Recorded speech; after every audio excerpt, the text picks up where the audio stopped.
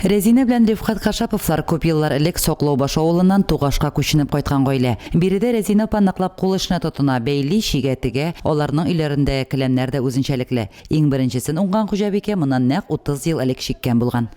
Декретта вакытта ясалдылар инде алар. Өйдә тик ятарга иренгәннән дигәндә тик ятмаска була. Покрывал, рәсемнәрен чиктем. Оларга җепләрне койда әйбердән сүтеп, койда каяндыр табып, ниндидер җепләр. Ул вакытта җепләр юк иде. Бер турны бик кызып китте. Ул теге эшләрне, ниләрне, сигү эшләрне, ниләрне. Әле быелда тик тормый. Нәрсәләрдер, нитәдер, зиядыр я. Мин аңа нәрсә әйтәләм.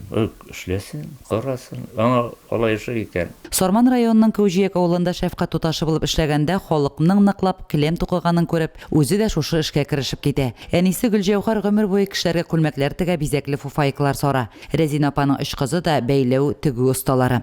Рифкат абый тормыш иптәшенең кул эшләре белән мавыгуын карап торырга ярата. Резина апага келәм тукыганда энәләрне үзе ясап, үткенләп бирә. Гомер буе сәгатьләр ремонтлаган ир егет һәр яклап та оста. Аучы да, төзүче дә, газчы да ул.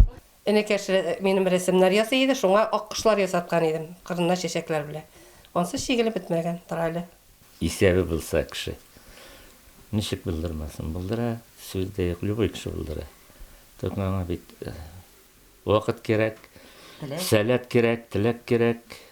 Бүген хуҗабикә пар аккышлар ясалган җирлекнең чәчәкләрен ясау белән мәшгуль. Келәм тукудан тыш Резина апа бисер һәм мозаикалар белән картиналар да чигә. Нөсхәләрне заказ белән интернет аша кайтарта. Әнкәй гомер буе кешеләргә дә әйберләр текте. Алар машина белән чигәләр иде. Апа да әнкәйнең сеңлесе, әнкәй дә. Аннары элек бит тәрзәләргә шелтәрләр страш итәләр иде. Әнкәй машина белән шуларны страш итә иде безнең. Аның кайсы берләрен страш иткәннән соң яңадан тишекләрен ясарга кирәк иде. Мин шуларның тишекләрен бәләкәйдән үк кисеп өйрәндем. Аннан соң үзем дә страш иттем, шелтәрләрне ясый иде. Хәзер инде аның эшләрен кулланмыйбыз бит.